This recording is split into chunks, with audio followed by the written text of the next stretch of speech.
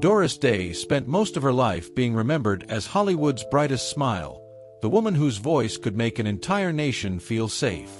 But behind that sunshine image was a steel backbone, a woman who never forgot betrayal, and according to those closest to her, she truly hated one man more than anyone. Long before she became America's sweetheart, Doris Marion Kappelhoff was born on April 3, 1922, in Cincinnati, Ohio, growing up in a modest home during the Great Depression. As a child, she didn't dream of movies or fame, she wanted to dance. Dance was her first love, and she trained so intensely that she even won local competitions. But everything shattered when a devastating car accident crushed her leg, ending her dance career overnight. During her painful recovery, stuck at home and searching for something to hold on to, she discovered her voice while singing along to the radio. That one twist of fate changed everything. She began performing with local bands, and soon a bandleader suggested she shorten her name to Day, inspired by her performance of Day After Day. By the mid-1940s, Doris was singing with Les Brown's orchestra, and in 1945 she recorded Sentimental Journey, the song that became the anthem for returning World War II soldiers. Almost overnight, she became the voice of hope, warmth, and emotional comfort.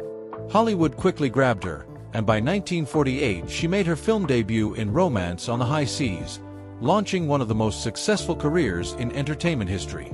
Throughout the 1950s, she dominated the screen, proving she could handle comedy, romance, and raw drama. Films like Love Me or Leave Me revealed her depth, while Alfred Hitchcock's The Man Who Knew Too Much gave her the unforgettable song Que Sera, Sera, turning her into a cultural symbol of optimism. And then came the Rock Hudson era, Pillow Talk, Lover Come Back, and Send Me No Flowers. Films that sold audiences the fantasy that Doris Day and Rock Hudson were the perfect romantic match. But behind that carefully crafted Hollywood illusion, Doris carried a bitterness that never fully faded. Because while the world saw them as soulmates, Doris later realized she had been kept in the dark about Hudson's real life, and to her, it wasn't simply a secret, it was humiliation. Doris was fiercely professional and valued honesty more than anything. When she learned years later that Hudson was gay, she didn't feel angry because of who he was. She felt furious because everyone else had known except her.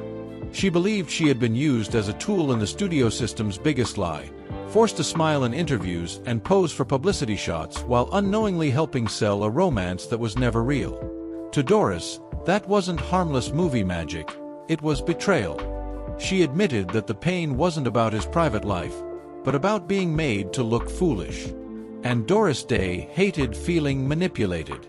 Her anger wasn't loud, dramatic, or explosive. It was colder than that, the kind of resentment that grows slowly and hardens over time. Even when Hudson later revealed his AIDS diagnosis, and even as the world rushed to sympathy, Doris didn't pretend the past didn't exist. She could feel compassion and still refused to forgive. In her mind, tragedy didn't erase deception.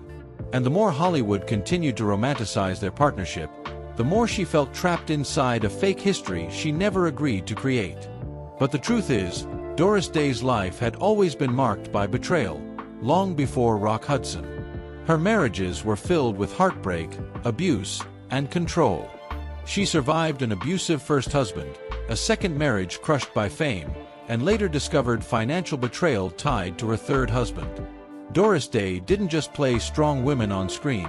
She lived through the kind of private pain that would have broken most people. Yet she kept working, kept smiling, and kept delivering comfort to millions, even when her own life offered very little of it. In the end, Doris Day outlived the Hollywood machine that tried to control her. She stepped away, found peace, and devoted herself to animals through the Doris Day Animal Foundation. And when she passed away on May 13, 2019, at the age of 97, it was quiet, pneumonia, in her beloved Carmel Valley home. No funeral, no grave marker, no grand memorial, because she didn't want spectacle. She wanted privacy. Doris Day left the world the same way she lived beneath the fame, on her own terms. And while history will always remember her smile, her voice, and her romance films, the real Doris Day was something far more powerful. a woman who never forgot what betrayal felt like, and never let anyone rewrite her truth.